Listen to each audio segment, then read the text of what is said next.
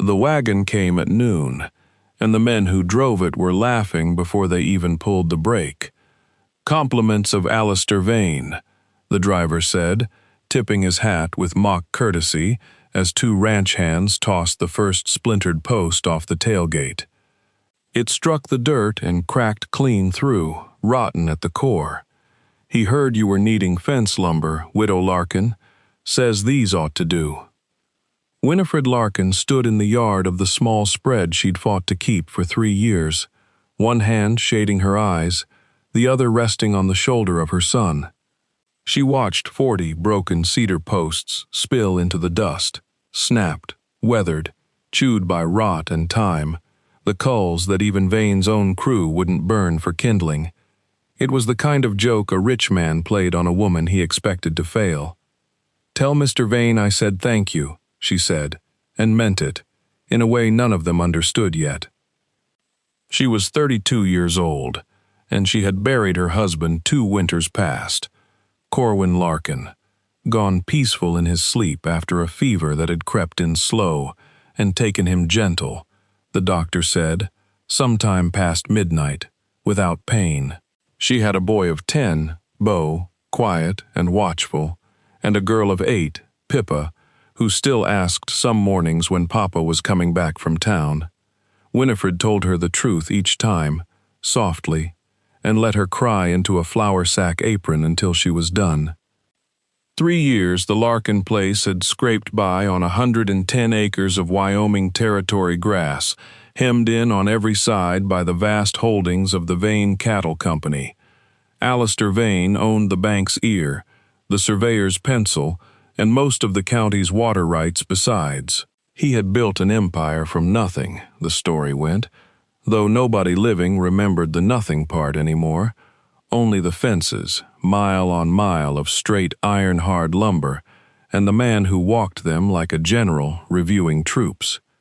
He did not like widows who refused to sell. The broken posts were meant to end something. Instead, they were about to begin it. That evening, after the children were fed and the horses seen to, Winnifred walked the pile by lantern light. Any sensible woman would have used them for the cook stove and been done with the insult. But her father had been a cooper back in Ohio, a man who could look at a stave nobody else wanted and see the barrel it was hiding inside, and some of that had lodged itself permanently under Winnifred's fingernails. She turned a post over, rotted at one end, sound at the other, turned another, split along the grain, but split clean, like it wanted to be 2 thinner pieces instead of 1 thick one. She sat down in the dirt with her lantern and did not move for a long while, and when she finally went inside, she had the beginnings of an idea she couldn't yet say out loud, because it sounded like nothing anyone in the territory had built before. She had watched the wind that winter take 3 of her neighbors' herds half to the bone, driving snow sideways for 4 straight days until the cattle drifted with it, piling exhausted against whatever fence line happened to catch them, sometimes smothering 3 deep. She had watched Vane's crews build higher, straighter, stronger fences every year and watched the wind go around them like they weren't there at all, because a flat wall does nothing to break a moving weight of air. It only holds it back until it doesn't. What her father used to say about barrel staves came back to her that night. It isn't the strength of one piece, it's how the pieces answer each other. Word of the wagon load spread before Winnifred had even cleared it from her yard. Such was the way of a small county. A joke told at a rich man's table by noon was retold at every supper table by dark, and by the following Sunday, the ladies at the church social were exchanging looks over the coffee urn, half pity and half relish, the way people do when they expect to watch someone fail and want a good seat for it. Mrs. Ottersby from the mill said, not unkindly, that perhaps it was time Winnifred considered the offer the bank kept renewing each spring. Winnifred thanked her for the thought and changed the subject to the weather, which in Wyoming Territory in November needed no encouragement to be discussed. She did not tell anyone what she meant to do with the posts, mostly because she did not fully know herself yet, only that some old instinct, inherited, patient, unbothered by other people's certainty, told her the answer was in there somewhere, the way her father used to say a good stave was in there somewhere, inside a length of split oak, waiting on a person willing to look twice. By week's end, Bo and Pippa had learned to sort lumber into 3 piles, sound, split, and past saving, while their mother worked with a draw knife she'd sharpened on the grindstone until her arms ached. She wasn't building fence. Not the kind Vane meant to shame her with, anyway. She was weaving the shorter, sound lengths into an angled lattice, post behind post behind post, each row canted a different direction from the last, staggered like the herringbone pattern on her grandmother's good wool blanket back in Ohio. Where a solid fence stopped the wind and let it pile snow against itself, her lattice let the wind pass through, broken and slowed and robbed of its strength, dropping its snow gently in a long, soft drift, well short of anything living. A windbreak, not a wall. A permeable answer, not a rigid one. She built 40 feet of it along the northern edge of her home pasture before the frost set in hard, using every post Vane had sent her, plus the sound half of her own old corral fence, torn down and rebuilt into the new pattern.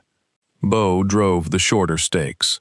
Pippa carried water and sang to keep her own courage up, a habit her father used to tease her about, and Winnifred let her sing, because some griefs are best kept company by a small, determined voice. 40 feet was not enough to save a herd, but it was enough to prove an idea. The blizzard came in January, the kind that arrived without patience, dropping the temperature 30 degrees between supper and dark. Winnifred got her small herd, 19 head, all she owned in the world besides the children and the house, behind the new windbreak before the worst of it hit, and she sat up that whole night by the stove, listening to the wind try the walls of her own house the way it was surely trying every fence in the county. By morning, the drifts along Vane's northern range stood taller than a man on horseback. Word came in slow over the following days, carried by riders half frozen and grim. The Vane Cattle Company had lost better than 60 head, piled against a straight iron-hard fence line that had done exactly what a wall does in a hard wind, held the storm's weight until the weight became too much, and then simply let it happen. 2 other outfits nearby had fared no better. The wind had not cared how much a man had spent on lumber. Winnifred Larkin had lost none. A widow with 110 acres had figured out something an empire hadn't. She did not ride out to say so. She did not send word, did not gloat, did not so much as mention it at the mercantile when Alistair Vane's foreman, a broad, quiet man named Emmett Dray, came through buying feed and stood a long moment looking at her fence line from the road, hat in his hands, saying nothing at all. But word travels on a prairie the way wind does, through anything permeable, around anything that tries to stand rigid against it, and within 2 weeks half the small ranchers in the county had ridden out to see the widow's fence for themselves. They came polite, hats off, asking careful questions, and Winnifred answered every one of them the same patient way she'd have answered Pippa, no charge for looking, no secret to keep, only cedar and time and the shape her father had taught her to see hiding inside a broken thing. Some of the visitors stayed longer than politeness required, walking the length of the lattice with their hats pushed back, running a thumb along a joint to see how it had been notched, asking whether cedar was required or whether pine might answer as well in a pinch. Winnifred told them the truth of it every time. Pine would answer, so long as the angle stayed true and no 2 rows ran the same direction as the one behind it, because the whole trick of the thing was in making the wind change its mind 3 or 4 times before it ever reached the herd, robbing it of its strength one gentle turn at a time, rather than trying to stop it outright. A herringbone simply outlasts its patience. Old Ezra Duckett, who had ranched the county longer than anyone still living there, stood a full 10 minutes without speaking, and then allowed that he'd seen willow woven that way for garden fences back in Missouri as a boy, though he'd never once thought to ask what a fence for cattle wind might learn from a fence for rabbits. Winnifred said her father hadn't thought of cattle either, only barrels, and sometimes the best ideas were the ones a person carried a long way from where they were born before they finally found the problem they were meant to solve. Alistair Vane heard about the visitors before he heard about the storm losses being spoken of by name. Larkin's herringbone, men were starting to call it, laughing now for a different reason than the one his teamster had laughed for in the fall. He was 61 years old, a man who had built his fortune with his own 2 hands, starting from a burned-out claim his own father had lost, and he did not enjoy being laughed about, kindly or otherwise, by ranchers who owed him money. He rode out to the Larkin place himself in February, alone, which surprised her more than any insult could have. He had come to end the joke properly this time. It did not end the way he planned. He didn't dismount. He sat his horse at the edge of her yard and looked at the windbreak running along her northern fence, the staggered angled lattice of posts he himself had sent her as scrap, and for a long moment he said nothing at all. Winnifred came out onto the porch with flour still on her hands from the morning's bread, and waited, because she had learned in 3 widowed years that some men needed silence more than they needed answers, and she was not about to hand him either one before he asked. "You built that," he finally said, "out of what I sent to shame you." "I built it out of what my father taught me," she said. "You just supplied the lumber." He was quiet again. Bo came around the side of the barn with an armload of kindling and stopped short at the sight of the horseman, and something crossed Alistair Vane's face that Winnifred had not expected to see there. Not anger, and not the cold assessment he was known for at the bank and the stockmen's meetings, but something closer to a much older grief, worn smooth by 40 years of not looking at it directly. "My father lost his herd to a wind like that one," he said at last, not quite to her. 19 years old I was. Watched 200 head pile up against a fence he was so proud of, so certain would hold. Took him 3 years to build that fence, and one night to lose everything behind it. He never built another thing in his life he trusted. He looked at her lattice a moment longer. I built mine straighter than his, higher. I told myself that was the difference. Never once asked whether straighter was even the right question. Winnifred did not say she was sorry, because she understood he had not ridden out for sorry.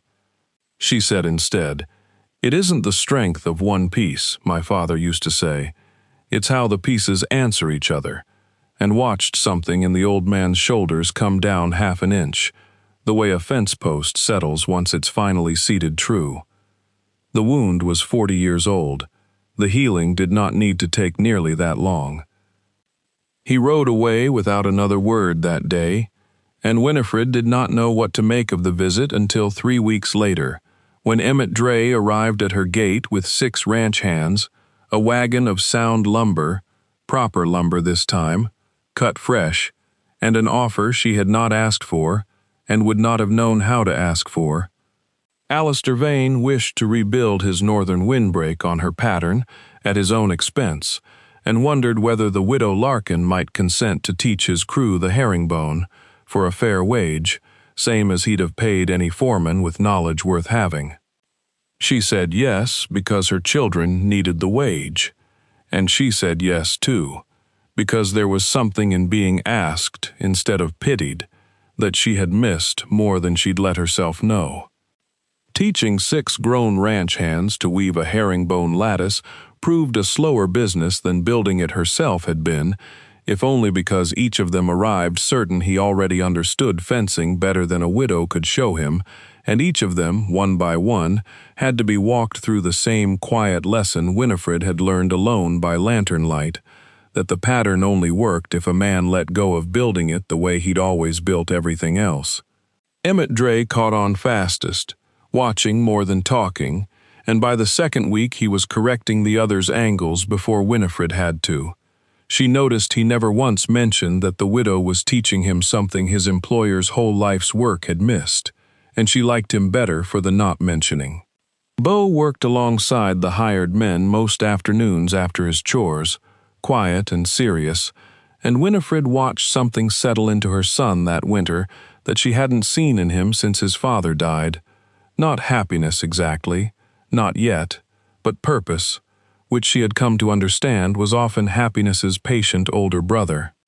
By spring, the county grange held its quarterly meeting in the schoolhouse, packed tighter than usual, because word had gotten around that Alistair Vane meant to speak on something other than water rights for once. He stood at the front of the room, older looking than Winnifred had ever seen him, and did not waste words the way a lesser man might have, working up to an apology sideways. "Most of you lost stock this winter," he said. "I lost more than most, on fence I was fool enough to be proud of. There's a widow south of the crossing who lost nothing because she looked at broken lumber I sent her as an insult and saw something I hadn't seen in 40 years of building. I'm not too old to say I was wrong, and I'm not too proud to say who taught me otherwise." He found Winnifred in the crowd, seated near the back with Pippa half asleep against her shoulder, and Bo sitting straight and careful the way his father used to sit in church. Mrs. Larkin's windbreak pattern is free to any man in this county who wants to learn it, on my word and my dime for the lumber, first come. I'd count it a debt paid, not a favor given. Nobody clapped right away. Then somebody did, and then the whole room. There was no confrontation that day, no public reckoning beyond that one plain admission, and Winnifred wanted none. Grace, her mother had always told her, is a thing you hand a person, not a thing you make them earn twice. She stood when the meeting called for volunteers to help the two families hit hardest by the winter losses, and she was not surprised when Alistair Vane stood a moment after she did, nor when Emmett Dre put his own name down beside hers on the list.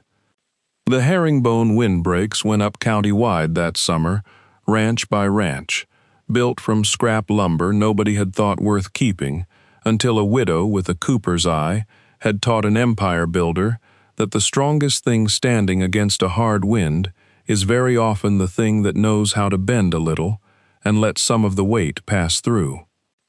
Winnifred Larkin never did sell her 110 acres.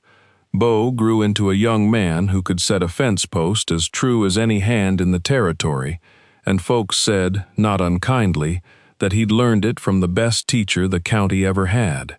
Pippa grew up singing while she worked, same as always, and told the story herself years later to her own children, on winter nights when the wind found the corners of the house and tried the walls the way it tries every wall, everywhere, looking for the one thing rigid enough to break. They gave her broken fence posts as a joke, she would say, the way her mother had told it to her. She built something the whole territory came begging to learn. And that, she'd add, was the only kind of getting even worth having. Not a wall raised higher against the world, but something that let the hard wind through and stood anyway.